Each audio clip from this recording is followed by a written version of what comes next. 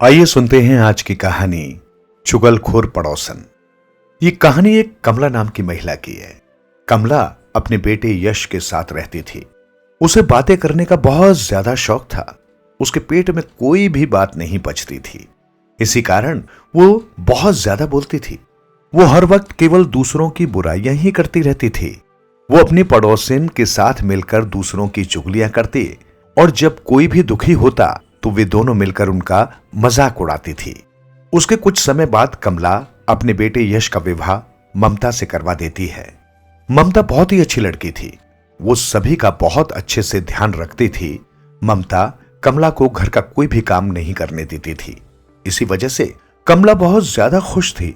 अब वो पूरा दिन बैठकर बाहर अपनी पड़ोसिनों के साथ मिलकर और भी ज्यादा चुगलियां करने लगी थी।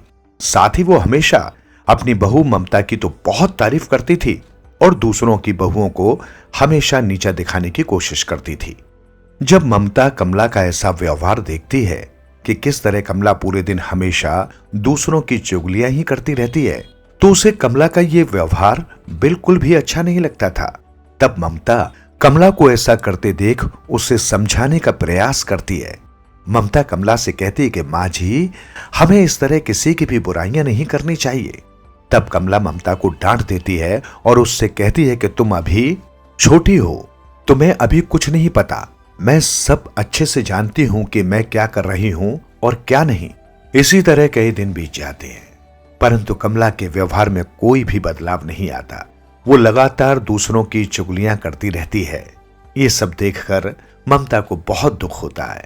एक बार की बात है, कमला के घर के पास एक सुनीता नाम की महिला रहती थी।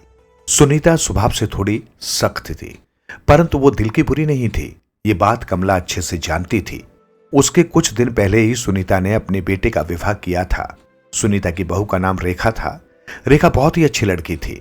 रेखा को घर का काम करना अच्छे से नहीं आता था, इसलिए सुनीता हमेशा उसे समझाती थी कि उसे सभी काम अच्छे से आने चाहिए।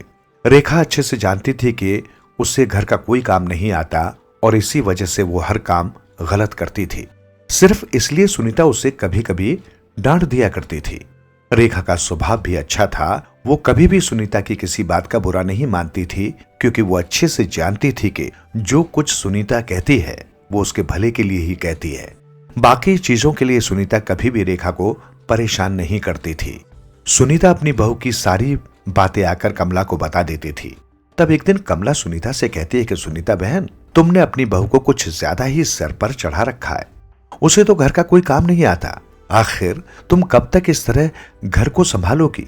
अगर तुम उसे अभी नहीं डांटोगे तो वो कभी भी अपनी जिम्मेदारियों को अच्छे से नहीं समझ पाएगी। इसलिए तुम अपनी बहू को थोड़ा डांटा करो। तब सुनीता कमला से कहती है कि अरे नहीं बहन, अभी तो वो बच्ची है और नई नई इस घर में आई है। अगर मैं उसे अभी से डांटूंगी तो उसे बिल्कुल भी अच्छा नहीं लगेगा। मैं उसे थोड़ा समय देना चाहती हूं।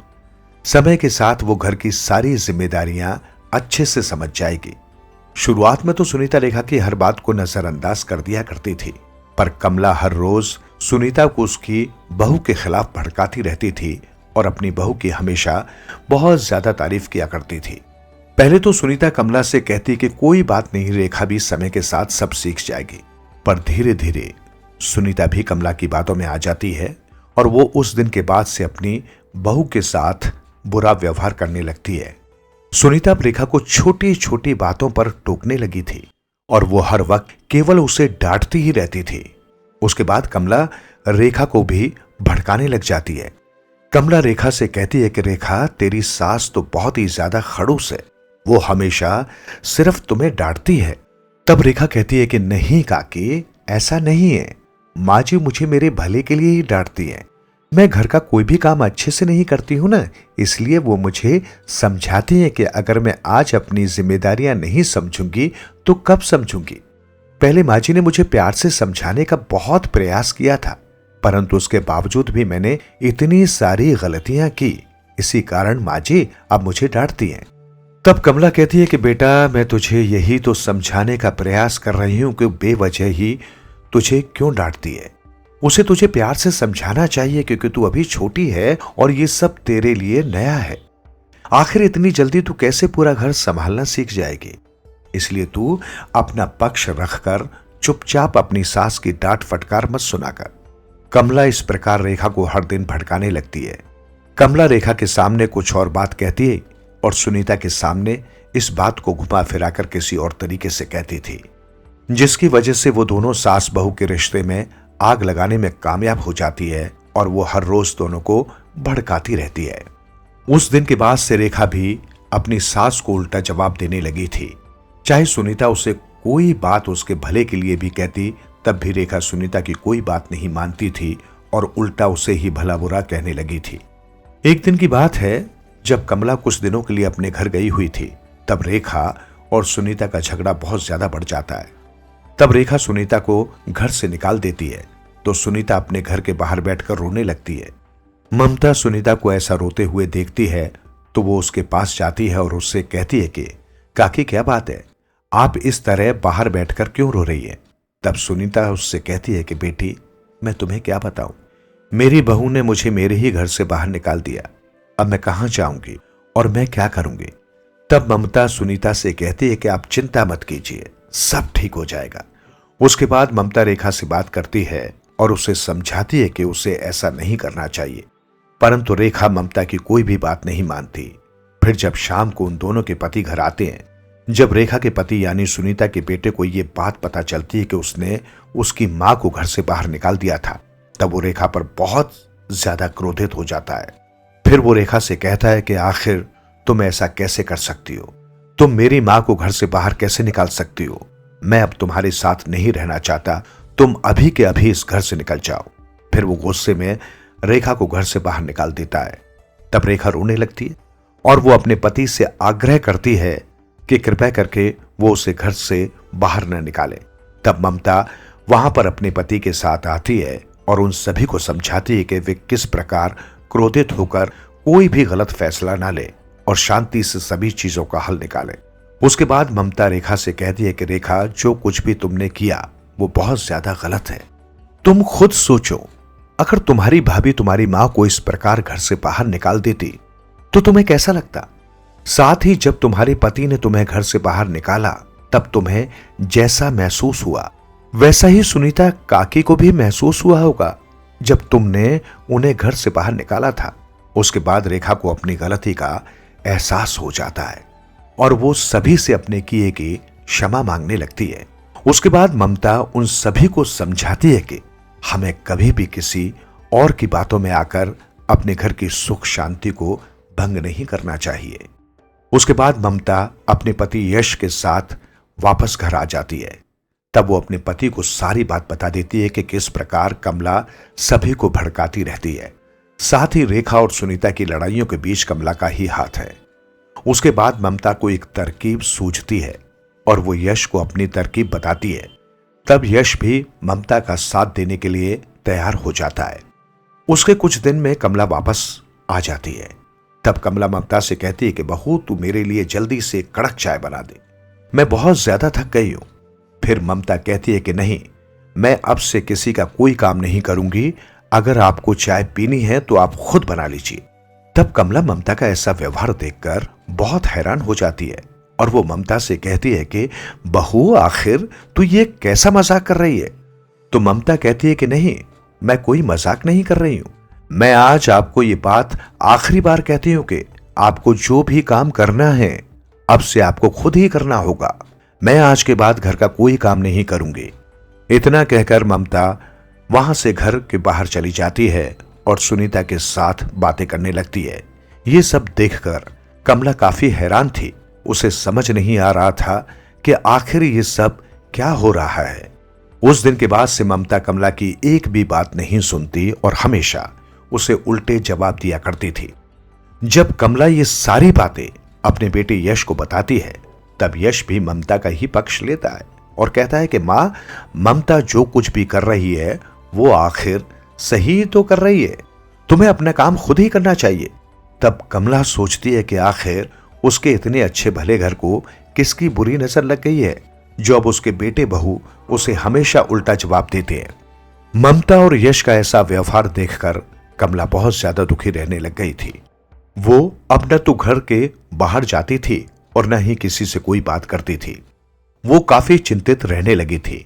तब एक दिन जब ममता और सुनीता घर के बाहर खड़े थे और वो कमला को घर के अंदर से बाहर आते हुए देखते हैं, तब ममता और सुनीता जोर जोर से बातें करने लगते हैं। और सुनीता ममता से कहती है कि ममता, तेरी सास तो बड़ी खड़ूस है, उसने कभी भी तेरे साथ अच्छा व्यवहार नहीं किया, इसलिए तू भी उसके साथ अच्छा व्यवहार मत किया कर और हमेशा उसके सामने अपना पक्ष रखा कर। तब ममता कहती है कि जी काकी, आप बिल्कुल ठीक सही कहती हो, अगर मैंने आज अपना पक्ष नहीं लिया तो मेरी सास आगे चलकर मेरे साथ और ज्यादा बुरा व्यवहार करेगी। जब कमला ये सब बात सुनती है तो वो बहुत ज्यादा क्रोधित हो जाती है और वो ममता और सुनीता के पास जाकर उनसे कहती है कि अच्छा, मैं अब समझी कि मेरी बहू कहां से ये सब सीख रही है। सुनीता, ये सब तेरा ही किया धरा है, तू ही हमेशा मेरी बहू को उल्टी सीधी बातें सिखाती है, जिसकी वजह से अब वो मेरी एक भी बात नहीं सुनती और हमेशा मेरे साथ इतना बुरा व्यवहार करती है। कमला सुनीता को गुस्से में भला बुरा कहने लगती है। तब ममता उस समय कमला के सामने सुनीता का पक्ष लेती है और कमला को कहती है कि इसमें सुनीता काकी की कोई भी गलती नहीं है, मैं ये सब कुछ अपनी मर्जी से कर रही हूं और मैं आज के बाद आपकी कोई भी बात नहीं मानूंगी।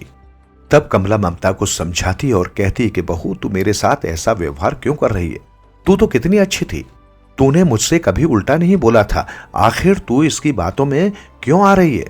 तब सुनीता कमला से कहती है कि कमला, क्या तू भूल गई जब तू यही सब बातें मेरी बहू के आगे कहती थी और मेरे सामने कुछ और बात कहती थी, ये जो कुछ भी हो रहा है सब तेरे किए का फल है। जब कमला सुनीता की ये बात सुनती है तो वो बहुत दुखी हो जाती है और चुपचाप घर के अंदर जाकर अपने कमरे में बैठकर रोने लगती है। फिर वो सोचती है कि सुनीता ने आखिर सच ही कहा है, मैंने भी तो हमेशा उसे और उसकी बहू को एक दूसरे के खिलाफ भड़काया, आज ये जो कुछ भी हो रहा है ये सब मेरे किए का फल है। मेरी ममता बहू पहले कितनी अच्छी थी, वो हमेशा मुझे समझाती थी कि अगर हम किसी का बुरा करेंगे तो वही हमारे साथ भी हो सकता है, परंतु मैंने कभी भी उसकी बात नहीं मानी और अब देखो वो कितनी ज्यादा बदल गई है। ये सब सोचते हुए कमला बहुत रो रही थी। जब ममता कमला को अपने कमरे में ऐसे रोते हुए देखती है तब वो कमला से कहती है कि माँ जी, मैंने आपके साथ पिछले कुछ दिनों में जो भी गलत व्यवहार किया उसके लिए कृपया आप मुझे क्षमा कर दीजिए। तब कमला ममता से कहती है कि बेटा, तू मुझसे माफी क्यों मांगती है, जो कुछ भी हुआ है वो सब मेरे किए का ही परिणाम है। मैंने हमेशा दूसरों का मजाक उड़ाया और साथ ही मैंने दूसरों के घरों में भी आग लगाई। तू मुझे हमेशा समझाती थी परंतु मैंने कभी तेरी बात नहीं मानी, मैं अपने किए पर शर्मिंदा हूं। काश मैंने पहले ही तेरी बातें सुन ली होती तो मुझे ये दिन नहीं देखना पड़ता। तब ममता कमला को सारी बात बता देती है कि वो पिछले कुछ दिनों से केवल नाटक कर रही थी ताकि वो उसे उसकी गलती का एहसास करा सके। उसने आज तक जो कुछ भी किया वो कितना गलत किया है। तब ममता आगे कहती है कि माँ जी, आपके कारण रेखा और सुनीता काकी का झगड़ा इतना ज्यादा बढ़ गया था कि जब ये बात उनके बेटे को पता चली तो उन्होंने इसी वजह से रेखा को घर से बाहर निकाल दिया था। आपकी वजह से उनका घर बर्बाद होने वाला था। वो तो अगर मैं और यश जी वहां पर समय से नहीं पहुंचते तो उस दिन पता नहीं क्या हो जाता। जब कमला ये बात सुनती है तो उसे और भी ज्यादा दुख होता है। फिर वो ममता से अपने किए की क्षमा मांगती है। उसके बाद कमला रेखा और सुनीता से भी क्षमा मांगती है और वो सभी उसे माफ कर देते हैं। उस दिन के बाद से कमला अपनी सारी बुरी आदतें छोड़ देती है और वो दूसरों की चुगलियां करना बंद कर देती है। अब वो हमेशा दूसरों को अच्छी बातें ही बताती थी और कभी भी दूसरों का मजाक नहीं उड़ाती थी। ये कहानी हमें बताती है कि हमें कभी भी दूसरों की बातों में आकर अपने घर की शांति को भंग नहीं करना चाहिए और न ही दूसरों की बातों में आकर उनके अनुसार फैसले लेने चाहिए। साथ ही हमें दूसरों को उनके परिवार के सदस्यों के खिलाफ झूठ बोलकर उन्हें नहीं भड़काना चाहिए और ना ही हमें किसी की बुराई करनी चाहिए। इस कहानी को सुनने के लिए आपका बहुत बहुत धन्यवाद। कृपया नीचे कमेंट बॉक्स में अपने विचार साझा करें और बताएं कि आपको ये कहानी कैसी लगी। आपके सुझाव से हम और बेहतरीन कहानियां प्रस्तुत करने का प्रयास करेंगे। आप हमारे चैनल पर कौन कौन सी कहानियां देखना चाहते हैं, कृपया हमें आपके टॉपिक सुझाएं और हम उन पर कहानियां तैयार करेंगे। रहिए सदैव स्पिरिचुअल टीवी के साथ और हमेशा खुश रहिए।